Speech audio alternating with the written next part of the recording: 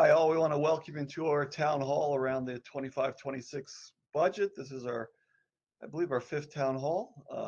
We will be going over our proposed budget. This budget will be approved at the April 24th Board of Education meeting. If you have questions, please place them in the Q&A, and we'll be happy to answer it. I'm going to turn this over to our new business administrator, Imani Moody. Good afternoon, everyone. Thank you for joining us. As our superintendent mentioned, we have had numerous presentations throughout the process here of finalizing our school budget for the 25-26 year. We're hoping to we have several procedural items that loom before us as we will be called upon to finalize our budget, advertise our budget, and then tee up our budget for consideration at the public hearing on April 24th. Moving through our presentation, I would like to just kind of briefly overview the process changes that we had this year. As we have new leadership in the district, we took it upon ourselves to really drill down and engage in a tremendous amount of research and discovery to overhaul our budget process, to project our revenue in a kind of a tumultuous revenue environment. As everyone knows, there's pressure at the state level as well as the federal level. We then really dug into our enrollment projections to roll forward our likely students and sections and what have you. And over the course of the 25-26 year, then we looked at the broad array of expenditures that we have before us for the 25-26 year. That involved us actually reconstructing the budget for the 24-25 year to understand the categories of expenditures. Have things been appropriately accounted for in this year? Are they solid basis for projection in the new year? So our status as new to the district really afforded us the need and the opportunity to dive deeply into the details and project forward enrollment, expenditures, revenue, to give strong consideration to the tax impact on the two townships, and to plan out our budget calendar accordingly. So as I mentioned, our mission from the beginning was to be a tremendously communicative and collaborative, and to widen the set of forums that we interacted with the various stakeholder groups and constituencies. And so we did a wide array of these things up to and including today's budget town hall. And so that would be small group board meetings that are regularly scheduled, board committee meetings, community conversations, budget advisory meetings, town halls, surveys, district correspondence. Superintendent engaged in continuing advocacy in Trenton regarding our state funding reform act formula, as well as town halls such as this one, and also town committee meetings with South Orange and Maplewood. Our budget calendar is here, but we're sort of trailing towards the end. We have a finance and facilities, finance, and technology committee meeting that is coming up in the coming week to really do a final review, and then meet with our full board, and then proceed with our final budget presentation at the April 24th budget meeting.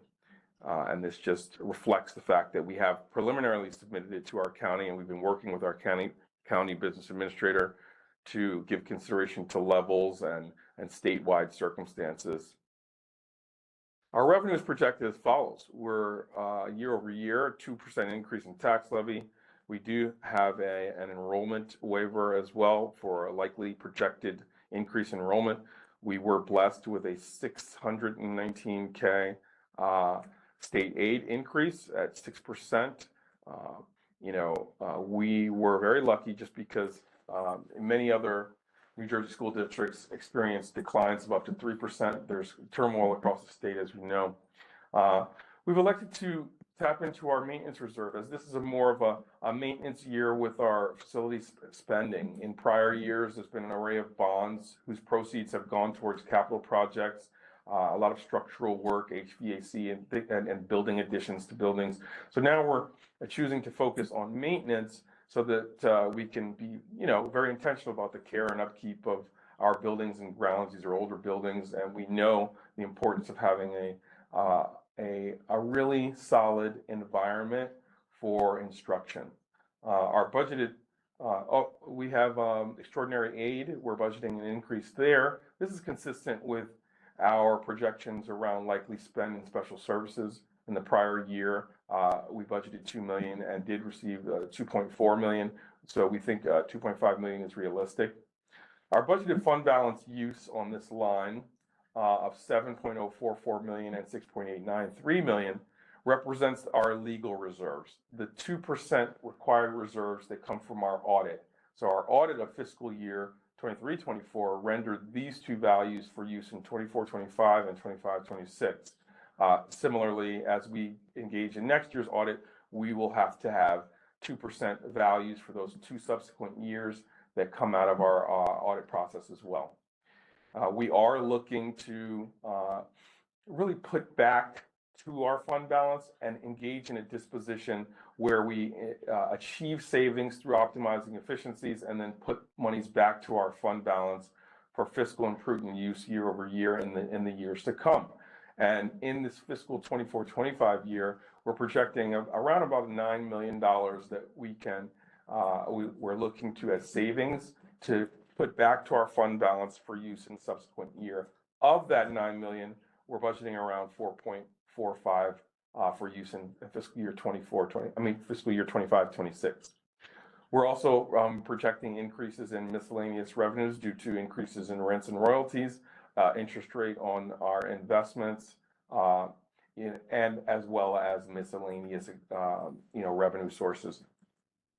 In our special revenue fund, we are projecting an increase of from 10.6 to 11.2 million, which includes IDEA and ESEA monies, non-public aid, and preschool aid. But we're also only budgeting those values for 70% of prior year original awards, given the uncertainty at the federal level. Next category of revenue would be our debt service fund revenue. As I mentioned when I was talking about our maintenance efforts and having been on the heels of multiple years of bond issuances for construction needs, we now are called upon, much like we were in prior years, to pay the principal and interest payments associated with those bond issuances. That dollar amount is $13.033 million. There are three different categories that we can draw revenue from for that principal and interest need.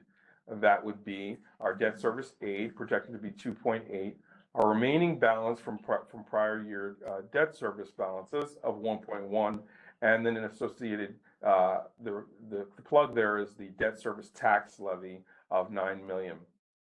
We also are called upon to make a contribution to our preschool, projected to be 1.747. So that kind of totals out to our around $192 million categories of revenue, which are broken out as follows. It's just kind of like just a rough breakout of our local tax levy, 83%, state aid 7.9%, maintenance reserve use of about 1.5, our budgeted fund balance use of 6.7, and then another local revenue of 0.7%. Our enrollment picture, we are projecting an increase in enrollment. This is just our high school, but as you can see, we kind of peaked out in 1920, much like school systems across the state, significant declines during pandemic years, but then a reversal and now increases in enrollment. Our enrollment is projected by the state to go from a current level of around 7,000 to 7,143. Similar circumstance with middle schools and elementary schools. And, these are prior years, but this graph also shows that we've continually hired more in the way of certificated staff over that time period through those time frames where we had declines in enrollment, and as that trend has reversed and moved back upwards. Our categories of expenditures are here, and this is how we've slated our revenue for use. And lion's share, as you know, goes to our esteemed teachers' salaries and benefits. 82 million in projected salary expenditures and around 22 million in benefits. And that's for our 700 teaching staff and our approximately 150 to 200 non-affiliated staff. We also have, this budget reflects the fact that we have a large, we have a large requirement for tuition and special services, to meet the needs of our student body. At around 13.6 million, we've got 2.6 million in speech and OT and PT, and other extraordinary services. Child study teams of 375K. So we also have a wide array of contractual relationships with external vendors that we inherited from our prior administration. So to the extent, widely, most things are outsourced in the district. So that would be custodial services, transportation, as well as lunch aids, security. We have all these contractual relationships, and a lot of what we've been doing as we attempt to optimize efficiency here is to go through those contracts and see where we can make for improved circumstances and achieve some efficiencies. So you'll see that a little further out in the presentation. Also, transportation, 10.9 or $11 million in transportation. The salary and benefits and contracted services, which of course are our largest categories of expenditures, we did budget for those, consistent with where we are in our negotiations with our teachers union. Those negotiations have been ongoing over the prior year, and we're very close to coming to completion. And so the numbers here that I've been mentioning are consistent with that. Also, we've projected 15% increases in health benefits, utilities, insurance, about 5% in custodial. And we've really been, as I mentioned before, looking at our visible trends, exploring and adjusting language of our contracts and other options, looking at other vendor options, and just attempting to optimize. I mentioned our tuition increases that are projected associated with our increased special education out of district placement needs and just in line with our anticipated demand. Our transportation circumstance, one of the larger expenditures, on our budget, I mentioned around 10.9 million. That does include an anticipated growth in contract costs of around 3.57%. So that's where we've set the levels for transportation, and that's what our analysis and our contractual conversations have rendered for our planning, and so we set the budgeted levels at that 10.9 level, which does reflect that 3.57% increase. We will be exploring ways to enhance efficiencies in the coming year, though, by changing routes, optimizing routes, adding new stops, up to and including a potential approximation of a hub system. We're also reevaluating all of those routes and refining, what kinds of buses we're using, our capacity utilization, and the like. So this slide really just talks about the fact that we're balanced. We have an operating set of revenues of 170 million, special revenue of 11.2, and debt service of 13, and the associated expenditures at those revenue levels. I've mentioned some of this before, but our budget challenges for this year have been to avert the kinds of disaster scenarios that we've seen in other districts across the state. Our prudent fiscal management over this year, which we will be hoping to continue to engage in the years to come, in the near-term years of 25, 26, 26, 27, and 27, 28, really. We need to tease out new efficiencies so that we can add back to our fund balance, so that we can now move towards a disposition where we're adding to fund balance versus requiring fund balance in subsequent years. This year, around 4.5 of that, of the 9 million we're projecting to add back, will be budgeted. We also have the 2.5 million in one-time maintenance reserve projects that I spoke of earlier, and the legal reserves that are required from our audit, which are 7.044 million in 24-25 and 6.89 million in 25-26, which make for a substantial decline in our budgeted fund balances. As you can see from this chart, we start out from an audit year, closing out fiscal 24 at around $32 million in fund balance.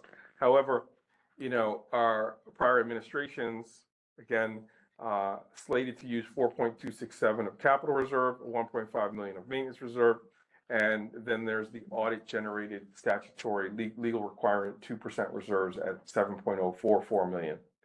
So that makes for a $12.8 million decline in balances. Our projected additions in 25 are around 9 million. And so the 9 million, then we are called upon to budget 4.5 of that 9 million, plus the 6.89 million of 2% legal reserve that comes from our audit process. So those two numbers, 6.89 and 4.45, total out to the 11.3 million budgeted in fiscal year 26. We're not electing to do anything more in the way of taking funds out of the capital reserve, but we have tapped the maintenance reserve for an additional 2.5 million. So that brings our projected 26 fund balances down to around 14.7, or an additional $13.8 million decline.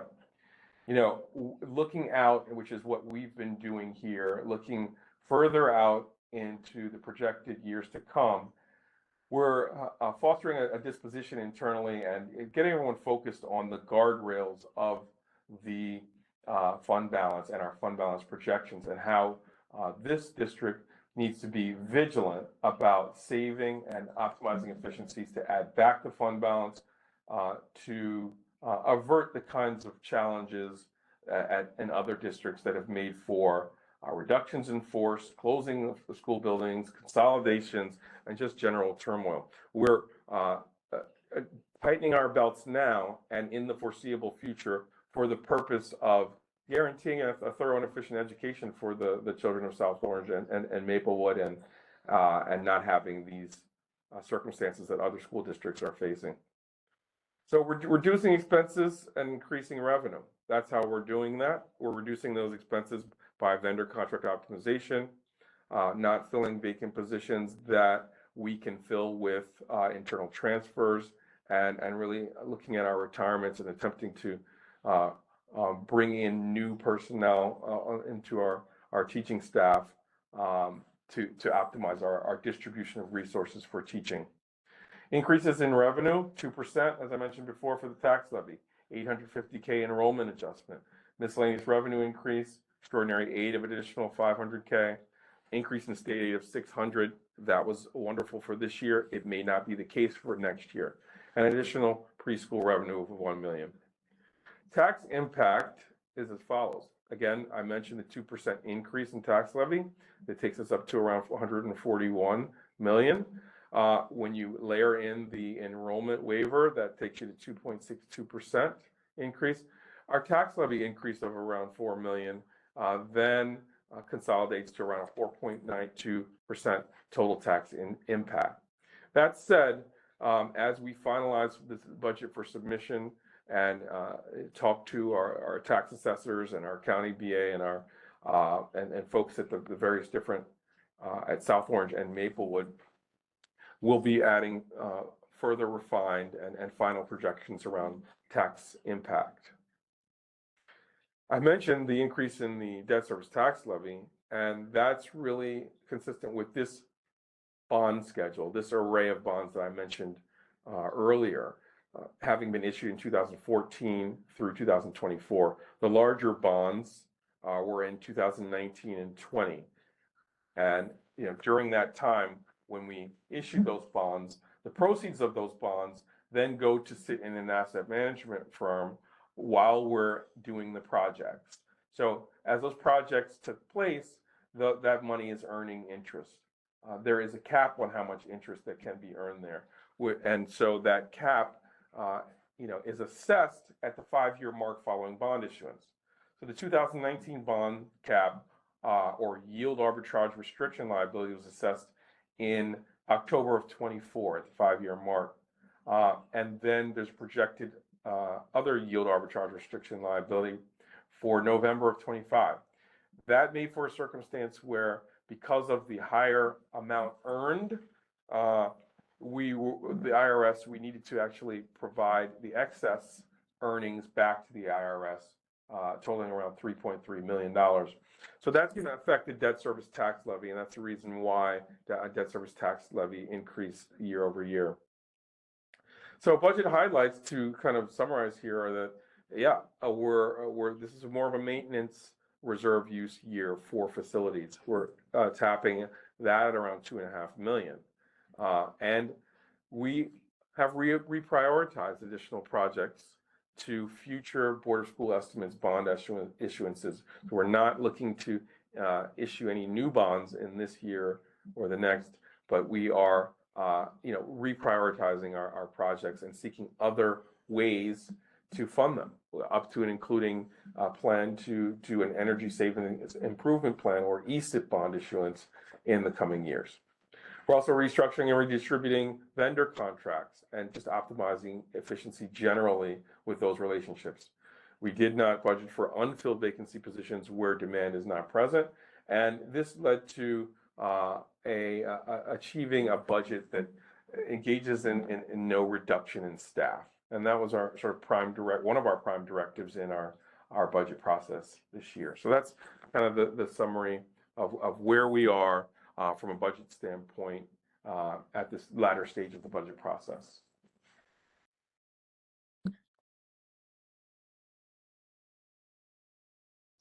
Jenna Bing, if you add anything. Any questions for us? It looks like Andrew answered one of the questions, so no, nothing outstanding at this point. All right. We want to thank everybody for joining us today. We also want to wish everybody a very happy and healthy spring break. All right. Take care, everyone. Sure.